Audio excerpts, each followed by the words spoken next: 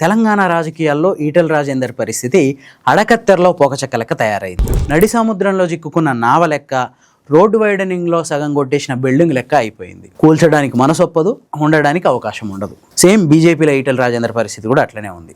బీజేపీలో ఉందామంటే వాళ్ళు ఉండనిచ్చట్లేదు, పోదామంటే ఎక్కడికి పోవాలనో తెలియదు. అసలు ఎట్లుండేది ఈటెల రాజేందర్ హవా? బీఆర్ఎస్ పార్టీలా కేసీఆర్ తర్వాత ఇంకొక కేసీఆర్ అన్నట్టుండేది. గులాబీ జెండాకి గులాములం కాదు, మేము ఓనర్లం అని చెప్పగలిగిందంటే ఈటెల రాజేందర్ స్థాయి ఏందో అర్థం చేసుకోండి బీఆర్ఎస్ పార్టీలో. కానీ ఎక్కడ చెడిందో తెలియదు. 2018 సంవత్సరంలో అన్ఎక్స్పెక్టెడ్గా కేసీఆర్కి ఈటెల రాజేందర్కి మధ్య ఏమొచ్చింది, ఏంది డిస్టర్బెన్సెస్ అనేది తెలియదు. కేసీఆర్ ఈటెల రాజేందర్ని టీఆర్ఎస్ పార్టీ నుంచి బహిష్కరించిండు.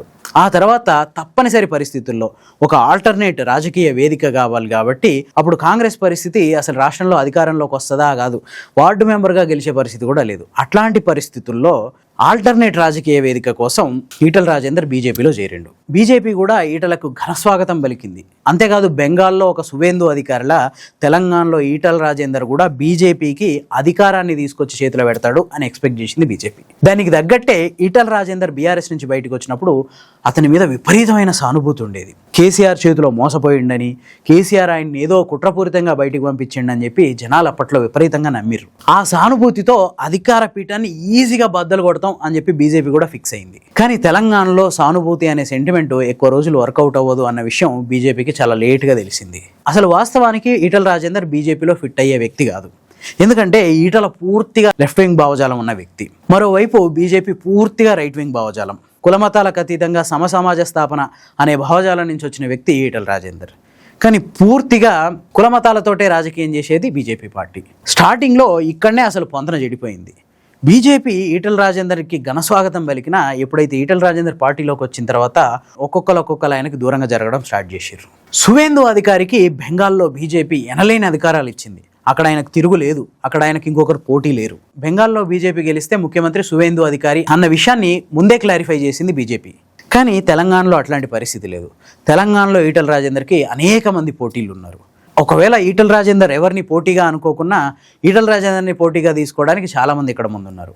అప్పటికే ఆర్ఎస్ఎస్ నుంచి వచ్చి పార్టీలో పాతుకుపోయి సీనియర్లుగా చలామణి అవుతున్న కిషన్ రెడ్డి, లక్ష్మణ్, బండారు దత్తాత్రేయ ఇట్లాంటి వాళ్ళందరూ పూర్తి రైట్ వింగ్ భావజాలం ఉన్న వాళ్ళందరికీ ఈటెల రాజేందర్ నచ్చలేదు.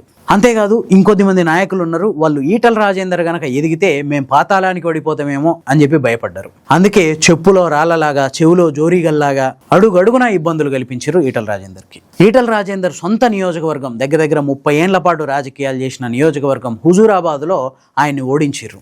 ఆఖరికి ఒకే ఒక పార్లమెంటరీ నియోజకవర్గానికి ఆయన్ని పరిమితం చేయడానికి ట్రై చేస్తున్నారు. అయినా కూడా వాళ్ళకి భయం పోలేదు. రీసెంట్గా హైదరాబాద్లో ఉన్న మల్కాజిగిరి కాన్స్టిట్యున్సీ వ్యాప్తంగా ఈటెల రాజేందర్ మీద దుష్ప్రచారం చేస్తూ కొన్ని పోస్టర్లు వెలిసినాయి. ఈ పోస్టర్లు వెలవడం వెనుకున్న వ్యక్తి నిజామాబాద్ ఎంపీ ధర్మపురి అరవింద్ అని చెప్పి ఈటెల వర్గీయులు ఆరోపిస్తున్నారు. అంతెందుకు కరీంనగర్లో సొంత జిల్లా, ఈటెల రాజేందర్ సొంత జిల్లా కరీంనగర్లో ఆయన్ని దెబ్బతీయడానికి నిప్పులా ఉండే బీఆర్ఎస్ పార్టీ అభ్యర్థి పాడి కౌశిక్ రెడ్డికి బండి సంజయ్ సహాయ సహకారాలను అందించిండనే ఆరోపణలు కూడా ఉన్నాయి. అంటే ఈటెల రాజేందర్ని దెబ్బతీయాలి, దానికోసం ఏమైనా చేస్తాం అనే పద్ధతి బీజేపీ నేతల్లో బాగా వేరుకుపోయిందట. ప్రస్తుతం కేంద్ర మంత్రివర్గ విస్తరణ, మంత్రివర్గంలో మార్పులు చేర్పులు, అందులో ఈటెలకు చోటు లాంటి వార్తలు వ్యాపిస్తున్న నేపథ్యంలో ఈటెల మీద దాడి మరింత పెరిగింది. అంటే డైరెక్ట్గా అటాక్ చేయకుండా దొంగచాటుగా ఈటెల మీద దుష్ప్రచారం చేయడం, ఈటెల్ని తొక్కేయడం, మొత్తం ఈ పరిణామాల నేపథ్యంలో బీజేపీ కొన్ని గ్రూపులుగా విడిపోయింది అనే ఆరోపణలు కూడా ఉన్నాయి. అంతేకాదు దీని మీద గతంలో ప్రధానమంత్రి నరేంద్ర మోదీ స్వయంగా తెలంగాణ రాష్ట్ర బీజేపీ నేతలకి తలంటిండు అని కూడా వార్తలు వచ్చినాయి. బీజేపీ ఒక మూస అయితే ఈటెల ఒక మెటల్లా ఉండి కాలువగానే కరిగిపోయి ఆ మూసలోకి వెళ్ళిపోయి ఉంటే ఇట్లాంటి పరిస్థితి వచ్చి ఉండేది కాదు. బీజేపీ ఒక మూస అయితే ఈటెల రాజేందర్ ఒక రాయి.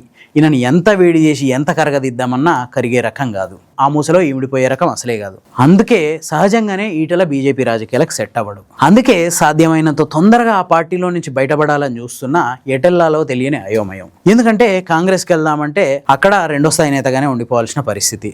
ఎందుకంటే అక్కడ అదే పరిస్థితి ఉంది. కాంగ్రెస్లో కూడా రేవంత్ రెడ్డికే పాత కాంగ్రెస్ నేతలు సహకరించట్లేదు. ఇక ఈటెల పోతే అక్కడ పరిస్థితి ఎట్లుంటుందో అర్థం చేసుకోవచ్చు. బీజేపీలో చూస్తే ఇట్లా పరిస్థితి. సరే, అభిమానం చంపుకొని బీఆర్ఎస్కి వెళ్ళినా అక్కడ కూడా మరోసారి ఆదరించారో తెలియదు. ఈ నేపథ్యంలోనే ఎటెల్లాన్లో తెలవక ప్రస్తుతం సైలెంట్గా ఉంటున్నాడు. 2028 తెలంగాణ అసెంబ్లీ ఎన్నికల నాటికి ఏదో ఒక నిర్ణయం తప్పకుండా తీసుకోవాలి అని చెప్పి ఈటెల చాలా గట్టిగా ఆలోచిస్తున్నట్టు గుసగుసలు వినిపిస్తున్నాయి. మరి దీని మీద మీ అభిప్రాయం ఏంటి? కామెంట్స్లో చెప్పండి. ఈ విశ్లేషణ కనుక మీకు నచ్చితే లైక్ చేయండి, షేర్ చేయండి. ఇలాంటి మరిన్ని మంచి కథనాల కోసం ది ఫోర్త్ ఎస్టేట్ ఛానల్ని సబ్స్క్రైబ్ చేసుకోండి.